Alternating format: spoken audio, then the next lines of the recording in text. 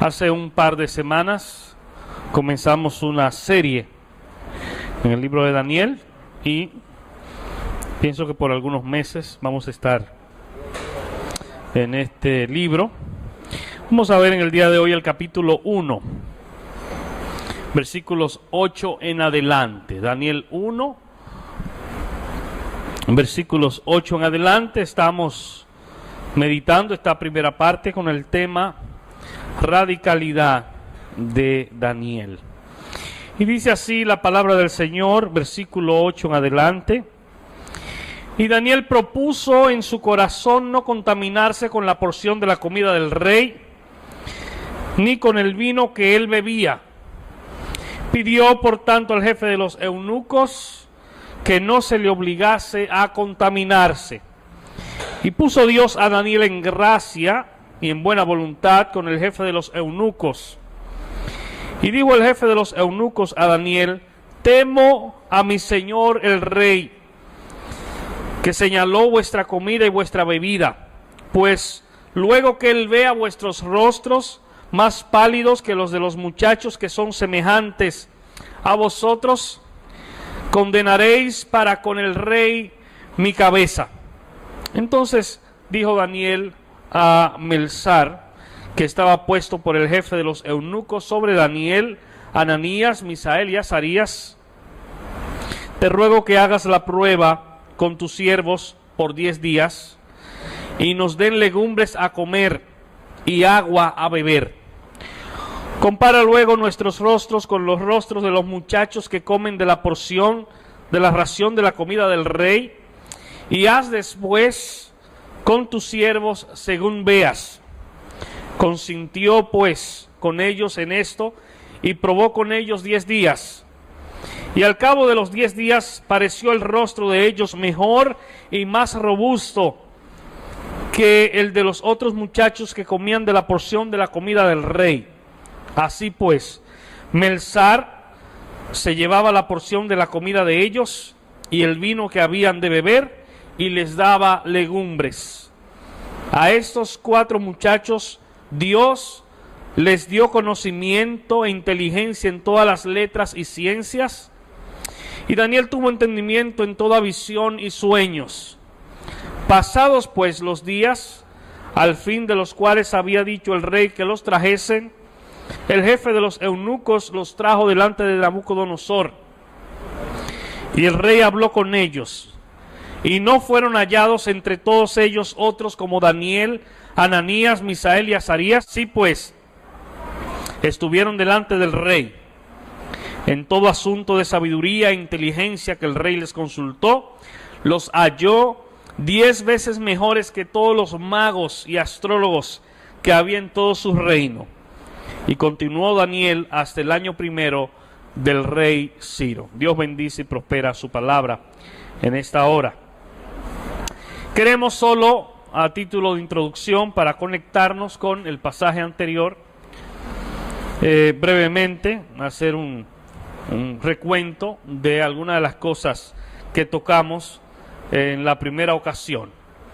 En el año 605 antes de Cristo hubo un enfrentamiento con una coalición del ejército egipcio y el de los asirios en una de las batallas más importantes de la antigüedad, la batalla de Carquemis.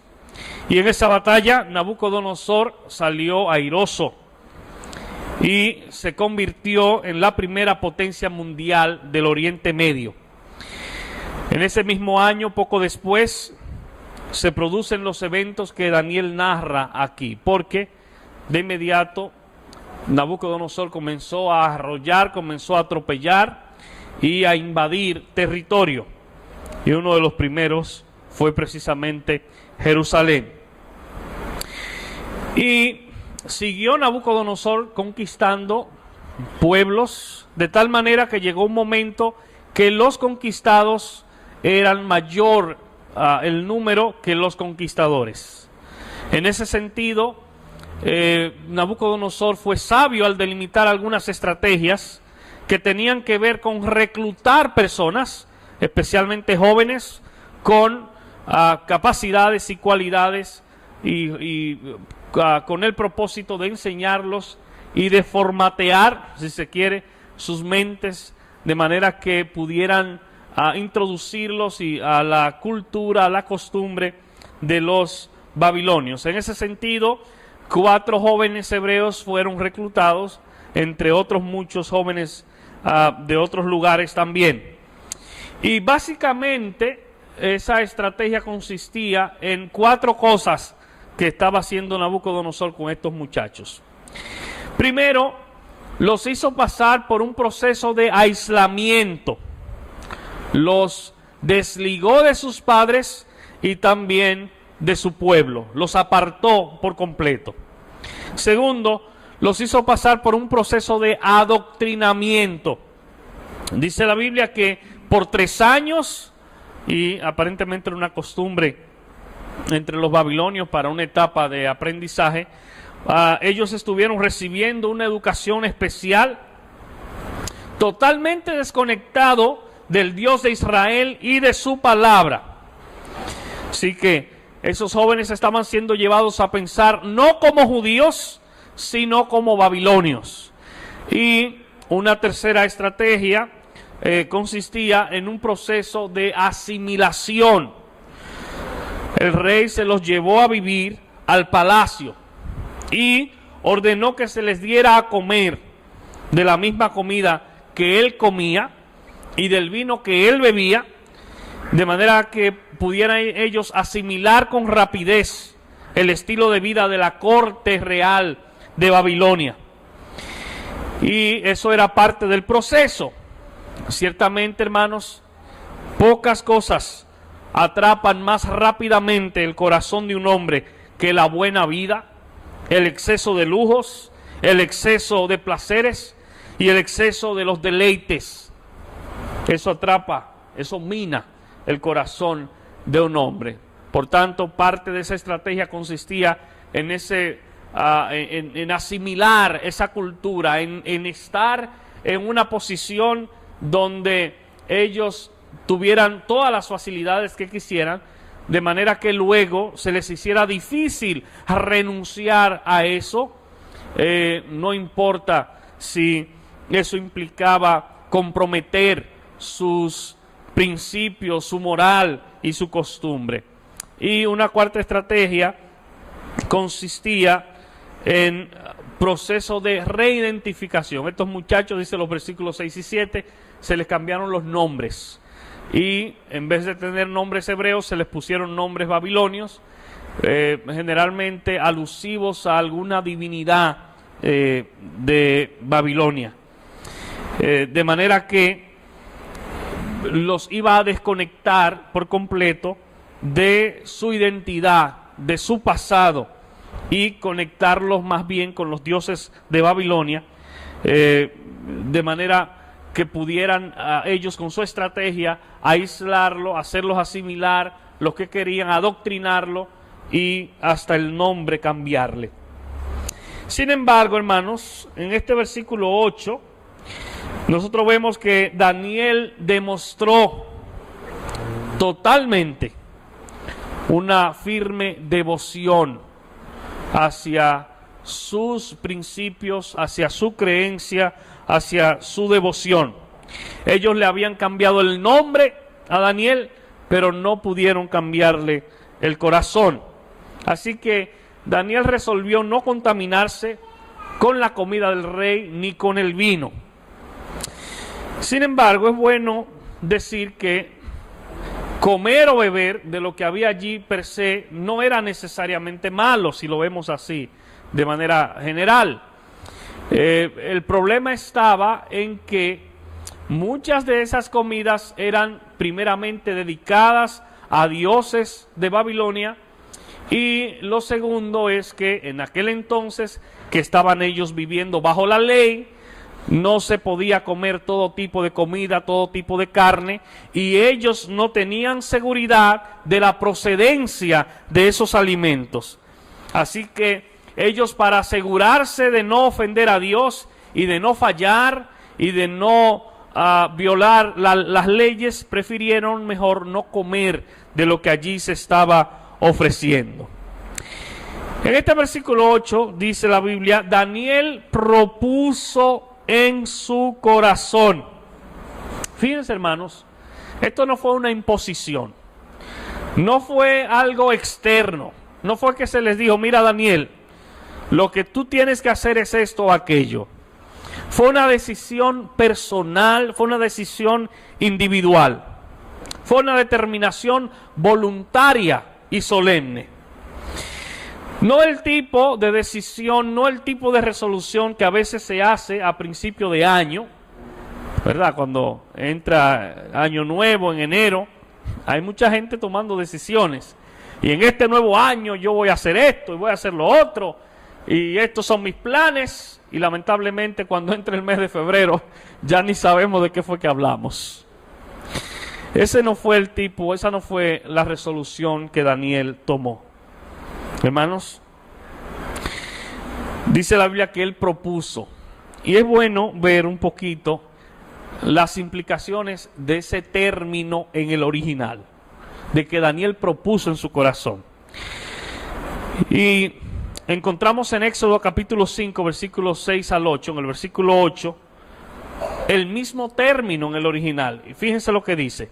Mandó Faraón aquel mismo día a los cuadrilleros del pueblo que lo tenían a su cargo y a sus capataces diciendo, de aquí en adelante no daréis paja al pueblo para hacer ladrillo, como hasta ahora.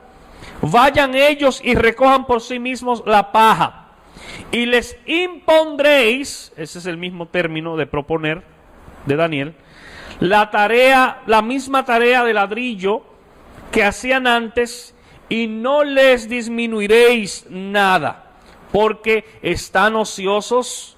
Por eso levantan la voz diciendo, vamos y ofrezcamos sacrificios a nuestro Dios. Fíjense, hermanos, ese es el mismo término que Daniel usa para proponer, que él propuso en su corazón. El término que se usa aquí a Faraón, diciéndole a sus capataces que les impongan al pueblo. Así que con la misma firmeza que los egipcios iban a imponer a los hebreos para que hicieran sus trabajos, con esa misma firmeza Daniel iba a vigilar su corazón. Lo que Daniel hizo fue como una especie de voto, como una especie de compromiso, de pacto. Y fíjense que Daniel no se propuso, no tomó esa decisión en medio de un arrebato de emoción, ¿verdad? Y no necesariamente estoy en contra de las emociones, porque las emociones son partes intrínsecas de nosotros. Sin embargo, es posible que en algún momento de emoción nosotros tomemos decisiones que no necesariamente sean decisiones en las que perseveremos. Daniel tomó una decisión consciente, seguro de lo que él iba a hacer, y claro está, juntamente con sus amigos. Jonathan Edwards, ese famoso predicador, a sus 20 años de edad, él escribió 70 resoluciones, las que tomó muy en serio durante toda su vida. Un muchacho, un joven de 20 años, se sentó, escribe 20 resoluciones, 20 decisiones, y durante toda su vida las tomó muy en serio. Hermanos, Daniel y sus amigos en cierto modo querían evitar también la seducción a la que ellos estaban siendo expuestos en Babilonia. No necesariamente ellos tenían inclinación en ese momento a disfrutar de la buena vida, ¿verdad? O acostumbrarse de la buena vida. Y en ese sentido, es bueno que hagamos un ejercicio y nos ubiquemos en el escenario del palacio de Nabucodonosor en Babilonia hace 2600 años. Ciertamente, estos muchachos estaban expuestos a una fuerte presión. Imagínense que están todos sentados, cada quien está comiendo lo que le place, excepto Daniel y sus amigos. aquellos comiendo de todo, cerdo, todo lo que le traían, a lo mejor langosta, lo que pidieran. Y Daniel y sus amigos comiendo vegetales y bebiendo agua. Estoy casi seguro que eran objeto de burla y de provocación, y por más está decir, de la presión que estaba sobre ellos. Y eso lo vemos, hermanos, en las iglesias en sentido general. Muchas veces aquellos que desean agradar a Dios y caminar derecho, caminar correctamente, no estoy hablando de perfección, pero a veces aquellos que se proponen apartarse y no dejarse contaminar, en ocasiones, y verdad, y eso es lamentable, son criticados por otros que posiblemente son menos fieles, diciendo a aquellos, este piensa que es más santo que todo el mundo. Era una presión fuerte, pero por encima de esa presión, de ese lugar donde estaba, ellos sabían que no era al hombre a quienes o a quien ellos estaban agradando o iban a agradar, sino a Dios. Yo no sé, hermanos, hasta qué punto estamos nosotros dispuestos a mantenernos firmes y no ceder. Y no ceder a las presiones de este mundo. Y no ceder a las presiones de grupo. Y no ceder a las tendencias del mundo, que muy a menudo, por no decir siempre, son contrarias a los propósitos y a la voluntad de Dios. Daniel y sus amigos, aunque eran muy jóvenes, aproximadamente entre 14 a 17 años, se comportaron como verdaderos hombres. Sus padres no estaban ahí para decirles, Daniel y a los demás, mira, no hagan esto. Ellos estaban solos. No estaban siendo supervisados por sus padres. Por el contrario, hacer lo que los otros hacían era lo común, era lo normal. Pero fíjense cómo ellos trazan una línea divisoria y dicen, hasta aquí, de aquí no pasamos. No queremos desagradar a nuestro Dios. Es bueno ver esa convicción, esa determinación, esa resolución. Pero para eso hay que ser valiente. Porque valiente no es aquel que pelea con 5 o con 10. Ese es un imprudente.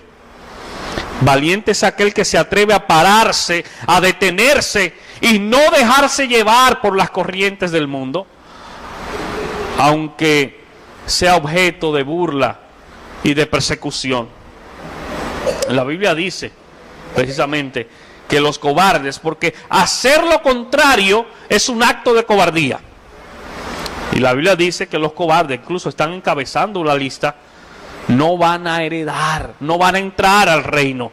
Apocalipsis 21:8 dice, pero los cobardes, fíjense, encabezando esta lista, y no necesariamente significa eso, que en el orden en que está escrito, así mismo es de mayor importancia. Pero me llama la atención que los cobardes encabezan la lista. Y fíjense qué lista. Los cobardes e incrédulos, los abominables y homicidas, dice, los fornicarios y los hechiceros, los idólatras y todos los mentirosos tendrán su parte en el lago que arde con fuego y azufre, que es la muerte segunda. Hay una historia interesante de una persona, un deportista, atleta, que por su convicción y por su compromiso con Dios no se dejó arrastrar por las ofertas y por lo que era común. En las Olimpiadas de París de 1924 ocurrió un hecho interesante que se conoció ampliamente por la película llamada Carros de Fuego, que ganó varios premios cinematográficos hace muchos años. El corredor escocés Eric Liddell se había estado entrenando para correr la carrera de los 100 metros. Los comentaristas en toda Gran Bretaña lo daban a él como favorito, como el seguro ganador en ese renglón, en esa categoría. Pero unos meses antes de las Olimpiadas, Liddell se enteró que las eliminatorias de los 100 metros iban a ser domingo. Y como él era cristiano y tenía compromiso los domingos, se negó rotundamente a participar en esa competencia. Él estaba plenamente convencido por las Escrituras que el día del Señor debía ser respetado y observado, y que el domingo debía ser dedicado a la adoración a Dios en una forma especial, y que él no debía competir ese día. Tenía esa convicción por la palabra. Así que cuando se dio a conocer la noticia de que ese gran corredor no iba a participar, muchos se quedaron atónitos. Y aún personas que antes lo alababan como atleta comenzaron a criticarlo y a decir que él estaba loco. Pero Eric Liddell no estaba dispuesto a negociar sus principios y no estaba dispuesto a ir en contra de su conciencia. Tampoco aceptó participar en la carrera de relevo, para la cual también él había calificado, porque las eliminatorias también eran en domingo.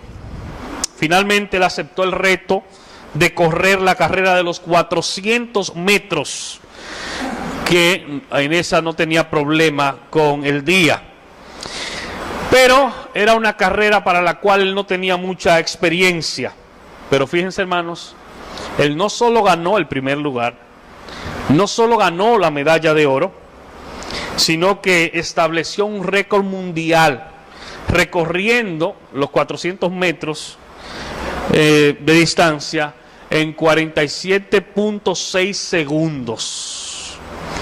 El corredor que más cerca quedó de él quedó como a 5 yardas de distancia.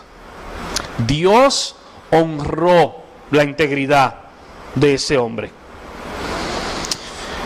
Y no recoge la película la parte de que ese mismo domingo, mientras las Olimpiadas estaban en su buena, cada quien estaba participando, Eric estaba predicando en París. Estaba haciendo lo que él entendía que debía hacer en la casa de Dios, con el pueblo de Dios, adorando a Dios. Así que es un gran ejemplo de verticalidad, es un ejemplo de determinación. Este hombre murió, se fue de misionero a la China y murió en el año 1945 porque lo mataron allí.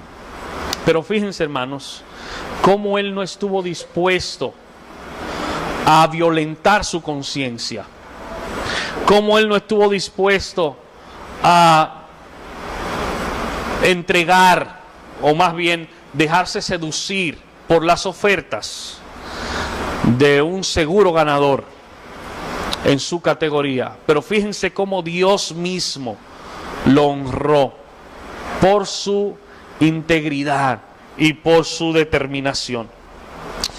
La iglesia de Cristo hoy en día necesita hombres así. Necesita hombres como Eric Liddell, necesita hombres y mujeres como Daniel, con esa clase de determinación, que no están dispuestos a violar su conciencia y no están dispuestos mucho menos a dejarse llevar por las ofertas, y mucho menos están dispuestos a violar a no seguir sus propios principios. Lamentablemente hoy en día muchos mantienen su rectitud hasta tanto esto no vaya en contra de sus intereses. Dice el versículo 9: y puso Dios a Daniel en gracia y en buena voluntad con el jefe de los eunucos. Fíjense qué interesante. Puso Dios a Daniel en gracia. Hermanos, los méritos no son de Daniel. Daniel fue un instrumento escogido, usado por Dios. Pero los méritos al fin y al cabo son de Dios, porque quien puso gracia en Daniel fue Dios. No fue porque Daniel tenía capacidad en sí mismo. Dios puso en él la gracia. El salmista dice, Salmo 127, versículo 1: si Jehová no edificare la casa, en vano trabajan los que la edifican. Si Jehová no guarda la ciudad, en vano vela la guardia. Hermano, hermana, si Dios no se incluye en esa ecuación, si Dios no se incluye en esa transacción, si Dios no se incluye en esa operación, yo tengo que decirte por la palabra que el resultado va a ser, o puede ser casi seguro, cero o fracaso. Tomemos a Dios en cuenta en todo nuestro caminar, en todas nuestras decisiones. En ese sentido me llama mucho la atención la situación del pueblo de Dios en los días de Ageo. En una ocasión me parece que predicamos una serie en Ageo. Pero la situación era la siguiente: el pueblo había regresado del cautiverio, cada quien se estaba instalando, venían de un largo periodo de esclavitud, de escasez, de necesidades básicas, y ahora estaban teniendo la oportunidad de cada quien hacer sus propios negocios y sus propios esfuerzos, y cada quien ver cómo podía progresar y avanzar.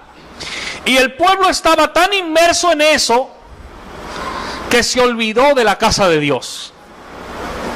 Y cada quien estaba por echar para adelante sus propios proyectos. Pero la casa de Dios estaba abandonada.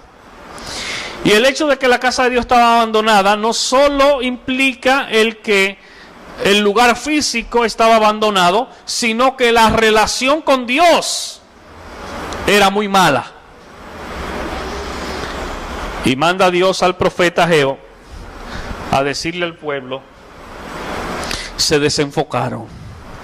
Dios le dijo: ustedes han venido de la esclavitud, han venido de pasar hambre, necesidad, escasez, y ahora se han ido al otro extremo. Cada quien quiere desarrollar sus propios proyectos y negocios de espalda a mí, le dijo Dios. Y ustedes saben lo que Dios le dijo: se han descuidado de mi casa, han abandonado mi casa. Es decir, no tienen una relación conmigo, porque ante el templo eso era en cierto modo también lo que representaba, era la relación misma del pueblo con Dios. Pero no solo eso, Dios le dice: por cuanto se han desenfocado y cada quien está tras sus propios proyectos, y cada quien está tratando de echar hacia adelante sus propias ideas a expensa de abandonar a Dios, Él les dijo: lo que ustedes están ganando, lo que ustedes están recibiendo, lo están echando en saco roto. Dios le dijo más: de nada les sirve, dice Dios, que se levanten de madrugada a trabajar y que lleguen de noche. Que pasen 14, 18 horas trabajando, no les sirve de nada, le dijo Dios. En saco roto están echando. Y si usted quiere saber lo que coge un saco roto, haga la prueba. Busque un saco, ¿verdad?, que no tenga fondo y comience a echar cosas por ahí. Y cuando lo llene me llama. Dios dijo: porque se han olvidado de mí. Si Jehová no edifica la casa, en vano trabajan los que la edifican. Si Dios no está en el asunto, hermano, hermana, de nada vale, de nada sirve. Por eso en ese versículo 9, la Biblia dice que fue Dios que puso gracia en Daniel. No es que Daniel era bonito o hablaba bonito o era inteligente o intelectual. No, era que Dios estaba detrás de eso. Y gracia es aquello que mueve a Dios a hacerle bien a personas que no lo merecen. Más bien, aquello que mueve a Dios a hacerle bien a personas que merecen lo contrario. Eso es gracia. Tú mereces lo contrario y Dios, por su gracia, no te da lo que mereces, sino lo que no mereces. Hermano, Pablo estaba muy claro en ese aspecto. Miren lo que él dice en su primera carta a los Corintios, capítulo 15 y versículo 10. Oigan esto. Él dice: pero por la gracia de Dios soy lo que soy, y su gracia no ha sido en vano para conmigo. Antes, dice, he trabajado más que todos ellos, pero ahí mismo hace los ajustes. Dice, espérate, no es con mi fuerza, no es mi capacidad. Yo he trabajado más que todos ellos, y ahí arregla de una vez, dice, pero no yo, sino la gracia de Dios conmigo. Bendito sea su nombre. No es que yo soy fuerte, no es que yo soy un caballo de carga y no me canso. No, no, no. Es la gracia de Dios. Rectifica Pablo. Hermanos, Daniel pronto fue el favorito del jefe de los eunucos. Así como fue José el favorito también del jefe de la cárcel, cuando por la calumnia fue metido a la cárcel. Y se parece un poquito esa parte a la de Daniel. Génesis 39, versículos 21 en adelante, dice: pero Jehová estaba con José y le extendió su misericordia y le dio gracia a los ojos del jefe de la cárcel. Y el jefe de la cárcel entregó en manos de José el cuidado de todos los presos que había en aquella prisión. Todo lo que se hacía allí, él lo hacía. No necesitaba atender el jefe de la cárcel cosa alguna de las que estaban al cuidado de José, porque Jehová estaba con José, y lo que él hacía, Jehová lo prosperaba. Bendito sea el nombre del Señor. Fíjense, hermanos, así como Dios pone en gracia, y así como la gracia de Dios está sobre nosotros, lamentablemente, por la palabra, yo podría decir que algunos no alcanzan o no logran alcanzar la gracia de Dios. Y entiendo, no necesariamente porque Dios dice, este es bonito y aquel no. Yo pienso que tiene que ver especialmente con aquellos que se creen autosuficientes. Cuando usted dice, yo puedo, yo no necesito a Dios, déjame sentar a Dios ahí que me está estorbando. Porque lo que yo quiero hacer, si Dios está en el medio, me estorba. O a lo mejor dice, yo sé demasiado o yo puedo mucho. Posiblemente, hermano, hermana, si esa es tu actitud, si esa es tu posición, es posible que tú no alcances la gracia. No porque Dios no quiera darla, sino porque tú le estás despreciando, porque tú le estás rechazando, porque tú le estás anulando. Porque tú estás diciendo, yo soy autosuficiente. La primera parte dice, mirad bien, no sea que alguno deje de alcanzar la gracia de Dios.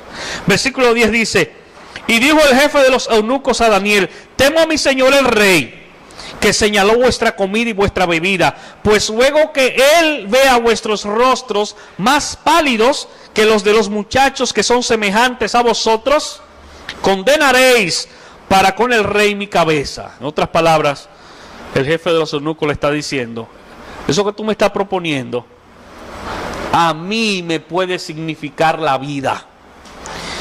Esa propuesta tuya puede implicar el que me corten la cabeza. Eso es lo que le está diciendo.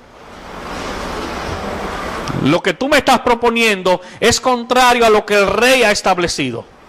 Eso es lo que le está diciendo el jefe de los eunucos. Pero fíjense, hermanos, que Daniel y sus amigos estuvieron dispuestos a hacerles oferta, esa propuesta, contrario a lo del rey, porque por encima de Nabucodonosor, ellos tenían a alguien, a un rey mayor y más grande, a quien obedecer.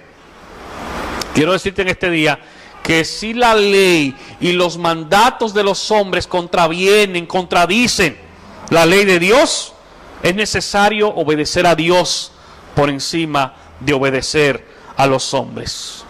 Y aquí mismo, en el libro de Daniel, hay un ejemplo que nos ilustra muy bien esa parte, y que luego lo vamos a ver más en detalle, en el capítulo 3, precisamente con los tres amigos de Daniel, Misael, Azarías, Ananías. El rey mismo les está diciendo: tienen que postrarse ante la imagen que yo he hecho. De lo contrario, están muertos. Y fíjense cuál es la reacción de estos muchachos. Daniel 3 en adelante. Entonces Nabucodonosor dijo con ira y con enojo. Ese rey, hermanos, no es un mensajero, no es un obrero que está por ahí hablándole a estos muchachos. Es el rey, la máxima autoridad de la potencia en aquel entonces, que está enojado y con ira porque le dijeron: esa gente no te quieren obedecer, todo el mundo te obedece menos ellos. Y eso hasta en cierto modo desafiaba su autoridad. Y él mismo personalmente llama a estos muchachos y dice que con ira y con enojo dijo que le trajesen a Sadrach, Mesach y Abednego. Son los nombres ya cambiados de Misael, Azarías y Ananías. Al instante, fíjense, no fue a los 3 días. Ya bueno, te lo vamos a traer un día de estos, rey. No. Al instante, yo pienso que lo llevaban al tico. Fueron traídos estos varones delante del rey. No fue de que yo vengo la otra semana y te lo voy a traer. Y fíjense, habló Nabucodonosor y les dijo: es verdad, Sadrach, Mesach y Abednego, que vosotros no honráis a mi Dios, ni adoráis la estatua de oro que he levantado. Es decir, porque le dijeron eso, dice: pero yo quiero oírlo de ustedes si es verdad que ustedes me están desafiando a mí. Ahora pues, ¿estáis dispuestos? Le dijo: les voy a dar la oportunidad para que al oír el son de la bocina, de la flauta, del tamboril, del arpa, del salterio, de la zampoña, yo diría de la güira también, de todo instrumento de música, os postréis y adoréis la estatua que he hecho, porque si no la adoraréis, en la misma hora, no es un asunto de que están condenados a los 20 años, no. En la misma hora seréis echados en medio de un horno de fuego ardiendo. Y oigan lo que dice, ¿verdad? Y aquí se le va la mano al rey y dice: ¿y qué Dios será aquel que os libre de mis manos? Él no sabe lo que estaba hablando. Sadrach, Mesach y Abednego respondieron al rey Nabucodonosor diciendo: no es necesario, porque tampoco ellos iban a discutir ni a entrar en conflicto, ni a irrespetar el rey tampoco. Ellos no lo irrespetaron. No había que hacerlo tampoco. Dice: no es necesario que te respondamos sobre este asunto. He aquí nuestro Dios, a quien servimos, puede librarnos del horno de fuego ardiendo, y de tu mano, oh rey, nos librará. Y si no, sepas, oh rey, es decir, si no nos libra, si no pasa como nosotros esperamos y queremos, como quiera, dijeron ellos, no serviremos a tus dioses, ni tampoco adoraremos la estatua que has levantado. Y esto solo a título de ilustración del tema que tenemos hoy. luego vamos a hablar detalladamente cuando lleguemos ahí. Pero a mí me parece ver a Nabucodonosor después de esta respuesta, que está muy enojado con estos muchachos y dando la orden para lanzarlos al horno. Versículos 11 y 12. Entonces dijo Daniel a Melzar, que estaba puesto por el jefe de los eunucos sobre Daniel, Ananías, Misael y Azarías: te ruego que hagas la prueba con tus siervos por 10 días y nos den legumbres a comer y agua a beber. Después que el jefe de los eunucos le dice: mira, lo que tú me propones es algo muy difícil porque mi vida está en peligro. Y Daniel sabiamente le dice: vamos a hacer una prueba. Hagamos una prueba por 10 días. Y después de esa prueba, conforme tú veas los resultados, tú tienes la última palabra. Y era para ver la diferencia física.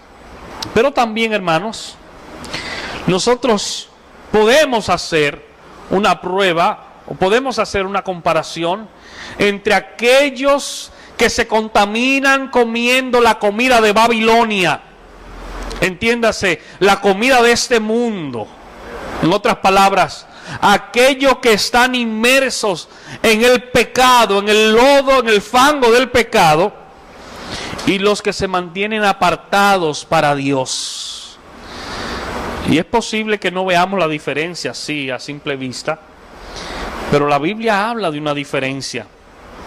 Dice Malaquías 3:18: entonces os volveréis y discerniréis la diferencia entre el justo y el malo, entre el que sirve a Dios y el que no le sirve. Versículo 13: compara luego nuestros rostros con los rostros de los muchachos que comen de la ración de la comida del rey. Y haz después con tus siervos según veas. Él dice: compara luego nuestros rostros.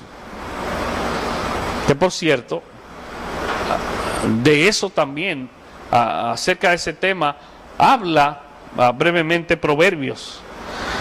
Habla de cómo es o cómo debe ser el rostro de aquel que tiene gozo, de aquel que tiene alegría. Dice Proverbios 15:13, la primera parte: el corazón alegre hermosea el rostro. El corazón alegre hermosea el rostro. ¿Cuál es la situación de los que comen la comida de Babilonia? De los que están muertos en sus delitos y pecados. Efesios 4:22 dice: despojado del viejo hombre que está viciado. Esa es la condición. Viciado conforme a los deseos engañosos. Contraposición a eso, la realidad de los que no están dispuestos a contaminarse con los manjares de este mundo. Dice el mismo apóstol Pablo en Efesios 4:24: vestíos del nuevo hombre, creado según Dios en la justicia y santidad de la verdad. Tiene un nuevo traje, tiene un nuevo vestido, según Dios. Consintió pues con ellos en esto y probó con ellos 10 días. Fíjense, hermanos, es interesante ver que el jefe de los eunucos consiente en esta propuesta, aunque eso implica su vida misma. Ahora, es necesario que sepamos que él no consiente porque Daniel tuvo palabras persuasivas. Él consiente porque es Dios que está detrás. Apocalipsis 3:7 dice: cuando Dios abre, nadie cierra. Y cuando Dios cierra, ¿qué pasa? Nadie abre. Es así. Dios estaba detrás de eso y puso la gracia y trabajó para que alguien que ha manifestado públicamente, que ha dicho: mira, es mi vida que está en juego, finalmente termina cediendo y dice: está bien, vamos a hacer la prueba. Dios estaba detrás de eso. Versículo 15. Y al cabo de los 10 días pareció el rostro de ellos mejor y más robusto que el de los otros muchachos que comían de la porción de la comida del rey.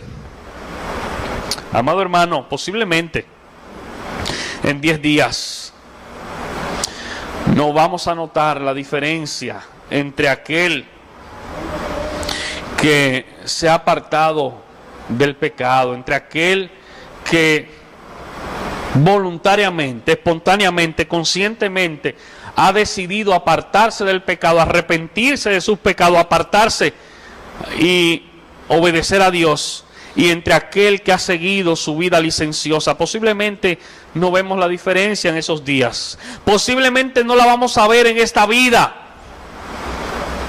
Es más, ¿podría alguien que está viviendo una vida desordenada de pecado delante de Dios aparentar que está en una situación mejor que aquel que está siguiendo al Señor? Eso es posible, porque no necesariamente en esta vida es que se va a hacer esa diferencia. El trigo y la cizaña, dice la Biblia, crecen juntos y a veces se confunden unos con otros, pero llegará el momento en que el trigo va para un saco y la cizaña para otro, y en que la cizaña será quemada. Llegará un momento en que las ovejas y los cabritos serán separados. Miren lo que dice el salmista en el Salmo 73, versículos 17 y 18. Hablando precisamente de alguien que vive de espalda a Dios y que aparenta o aparentaba tener grandes bonanzas y grandes logros humanamente hablando. El salmista dice que él vio el fin de esa persona. Dice: hasta que entrando en el santuario de Dios comprendí el fin de ellos. Ciertamente los has puesto en deslizaderos, en asolamientos los hará caer. Versículo 16 dice: así pues, Melzar se llevaba la porción de la comida de ellos y el vino que habían de beber, y les daba legumbres. Se llevaba el manjar y ellos preferían comer legumbres. Y es bueno resaltar que de eso no debemos hacer una doctrina. Y decir ahora, bueno, para ser más espiritual, ahora yo voy a comer legumbres. Entendamos que comer de la mesa del rey implicaba contaminarse, implicaba comer cosas que la ley prohibía. Ok, pero la Biblia no hace un llamado a ser vegetarianos necesariamente, ¿verdad? Aunque es saludable, y es bueno que sepamos que lo que Dios creó y lo que Dios ordenó para comer es bueno. Es bueno. ¿Verdad? Siempre y cuando se haga o se hace con cierta, con medidas, siempre que lo hacemos con prudencia. Dice: a estos 4 muchachos Dios le dio conocimiento e inteligencia en todas las letras y ciencias. Y Daniel tuvo entendimiento en toda la visión y sueños. Fíjense, hermanos, ¿quién es el que da la inteligencia y la ciencia y el conocimiento? Es Dios. A veces como que no entendemos o no engrampamos esta parte con la vida del creyente. Dios quiere que nos preparemos y que nos capacitemos. No hay nada de carnal en eso, siempre y cuando a Él sean dadas glorias y honra. Pero un instrumento afilado, un instrumento afinado, es más efectivo que un instrumento que está boto. Es más efectivo. Y de Dios viene la ciencia. Dice Proverbio 9:10: el temor de Jehová es el principio de la sabiduría, y el conocimiento del Santísimo, dice, es la inteligencia. Pero hay un detalle importante, y es que Daniel sobrepasa a sus compañeros. Además de recibir conocimiento, inteligencia y ciencia, dice la Biblia que Daniel recibió entendimiento. para discernir toda visión y sueño. Digamos que Daniel tenía un plus, tenía esa ventaja que a Dios le plujo dársela por encima de sus compañeros. Daniel podía entender visiones y sueños, y lo hizo Dios también con el propósito de que su nombre fuera puesto en alto, porque iba a llegar momentos en que esto iba a ser necesario, y en vez de los sátrapas, de los magos, de los adivinos y de los astrólogos entender estas cosas, Dios le dio la capacidad y la gracia y el don, si se quiere, a Daniel. Es importante decir, hermanos, que si bien es cierto que el régimen alimenticio al que ellos estaban sometidos era bueno y era importante, esa no fue la causa por la que ellos recibieron conocimiento, ciencia e inteligencia. ¿Verdad? No vaya ahora alguien a decir, bueno, para yo ser encumbrado tengo que comenzar a comer esto. No. Esa no fue la causa. Está muy claro en el versículo 17. Dice, a estos 4 muchachos Dios les dio. No dice que fue la lechuga y los tomates y los pepinos. Dice, Dios les dio a ellos. Amén. Dice Romanos 11:36, porque de Él y por Él y para Él son todas las cosas. A Él sea la gloria por los siglos de los siglos. Hermanos, eso fue una recompensa, yo diría, por su integridad. Ellos guardaron las normas de su creencia y Dios los recompensó. Y finalmente, versículo 18 en adelante dice, pasados pues los días, al fin de los cuales había dicho el rey que los trajesen, el jefe de los eunucos los trajo delante de Nabucodonosor. Y el rey habló con ellos, y no fueron hallados entre todos ellos otros como Daniel, Ananías, Misael y Azarías. Así pues estuvieron delante del rey. Fíjense, no fueron hallados otros como ellos. Más aún, dice el versículo 20, en todo asunto de sabiduría e inteligencia que el rey los consultó, los halló 10 veces mejores que todos los magos y astrólogos que había en todo su reino. Sencillamente porque Dios estaba con ellos.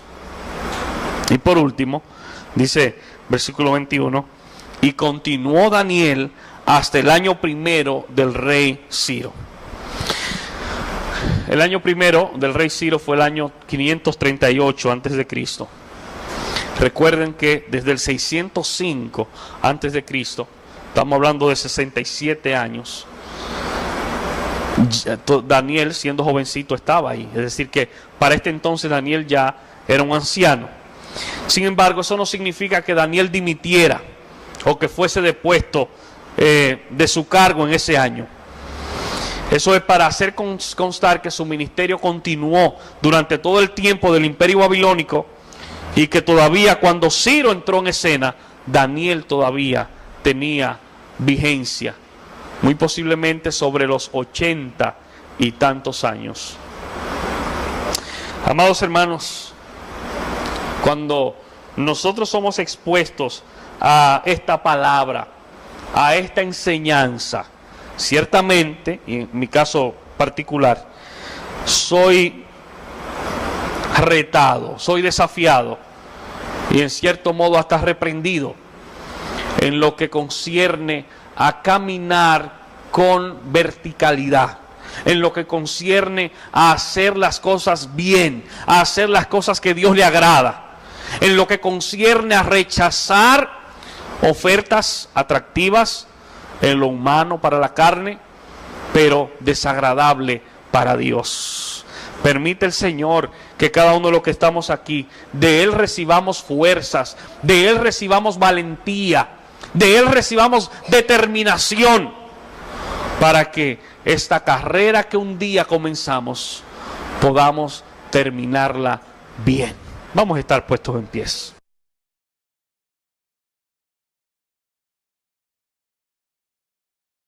Tenemos solo a título de introducción para conectarnos con el pasaje anterior, brevemente hacer un recuento de algunas de las cosas que tocamos en la primera ocasión. En el año 605 antes de Cristo hubo un enfrentamiento con una coalición del ejército egipcio y el de los asirios en una de las batallas más importantes de la antigüedad, la batalla de Carquemis, y en esa batalla Nabucodonosor salió airoso y se convirtió en la primera potencia mundial del Oriente Medio. En ese mismo año, poco después, se producen los eventos que Daniel narra aquí, porque de inmediato Nabucodonosor comenzó a arrollar, comenzó a atropellar y a invadir territorio. Y uno de los primeros fue precisamente Jerusalén. Y siguió Nabucodonosor conquistando pueblos, de tal manera que llegó un momento que los conquistados eran mayor el número que los conquistadores. En ese sentido, Nabucodonosor fue sabio al delimitar algunas estrategias que tenían que ver con reclutar personas, especialmente jóvenes, con capacidades y cualidades y con el propósito de enseñarlos y de formatear, si se quiere, sus mentes de manera que pudieran introducirlos a la cultura y nos den legumbres a comer y agua a beber. Compara luego nuestros rostros con los rostros de los muchachos que comen de la porción, de la ración de la comida del rey, y haz después con tus siervos según veas. Consintió pues con ellos en esto y probó con ellos 10 días. Y al cabo de los 10 días pareció el rostro de ellos mejor y más robusto que el de los otros muchachos que comían de la porción de la comida del rey. Así pues, Melzar se llevaba la porción de la comida de ellos y el vino que habían de beber y les daba legumbres. A estos 4 muchachos Dios les dio conocimiento e inteligencia en todas las letras y ciencias. Y Daniel tuvo entendimiento en toda visión y sueños. Pasados pues los días, al fin de los cuales había dicho el rey que los trajesen, el jefe de los eunucos los trajo delante de Nabucodonosor. Y el rey habló con ellos. Y no fueron hallados entre todos ellos otros como Daniel, Ananías, Misael y Azarías. Sí pues, estuvieron delante del rey en todo asunto de sabiduría e inteligencia que el rey les consultó. Los halló 10 veces mejores que todos los magos y astrólogos que había en todo su reino. Y continuó Daniel hasta el año primero del rey Ciro. Dios bendice y prospera su palabra en esta hora.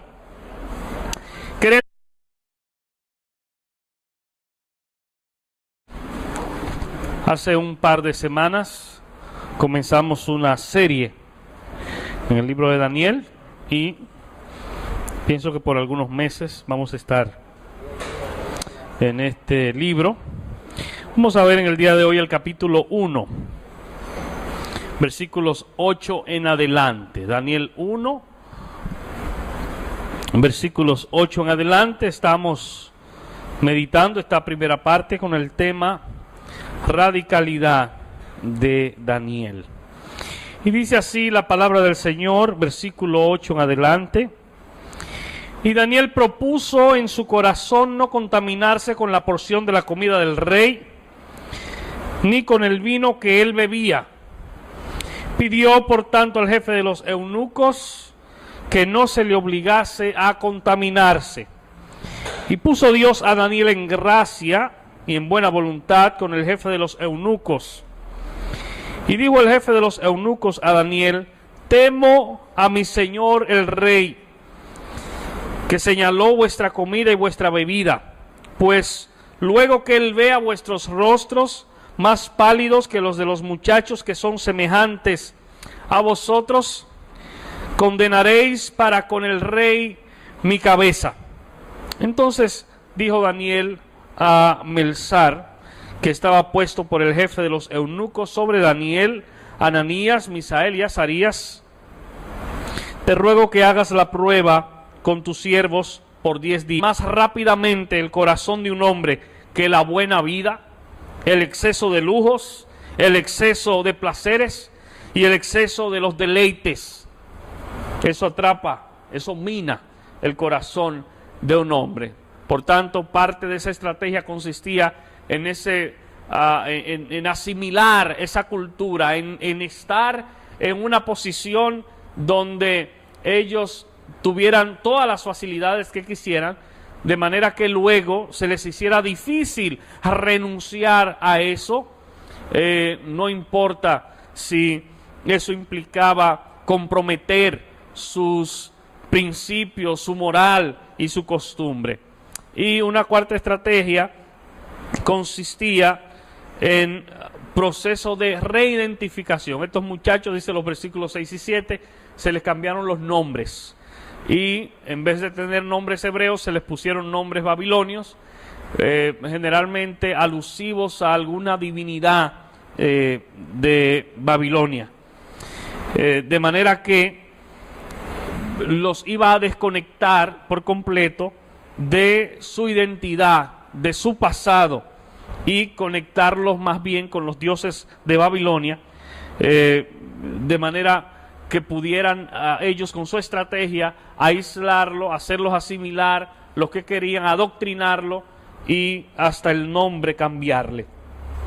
Sin embargo, hermanos, en este versículo 8, nosotros vemos que Daniel demostró totalmente a la costumbre de los babilonios. En ese sentido, 4 jóvenes hebreos fueron reclutados, entre otros muchos jóvenes de otros lugares también. Y básicamente esa estrategia consistía en 4 cosas que estaba haciendo Nabucodonosor con estos muchachos. Primero, los hizo pasar por un proceso de aislamiento. Los desligó de sus padres y también de su pueblo. Los apartó por completo. Segundo, los hizo pasar por un proceso de adoctrinamiento. Dice la Biblia que por 3 años, y aparentemente era una costumbre entre los babilonios para una etapa de aprendizaje, ellos estuvieron recibiendo una educación especial, totalmente desconectado del Dios de Israel y de su palabra. Así que esos jóvenes estaban siendo llevados a pensar no como judíos, sino como babilonios. Y una tercera estrategia consistía en un proceso de asimilación. El rey se los llevó a vivir al palacio y ordenó que se les diera a comer de la misma comida que él comía y del vino que él bebía, de manera que pudieran ellos asimilar con rapidez el estilo de vida de la corte real de Babilonia. Y eso era parte del proceso. Ciertamente, hermanos, pocas cosas atrapan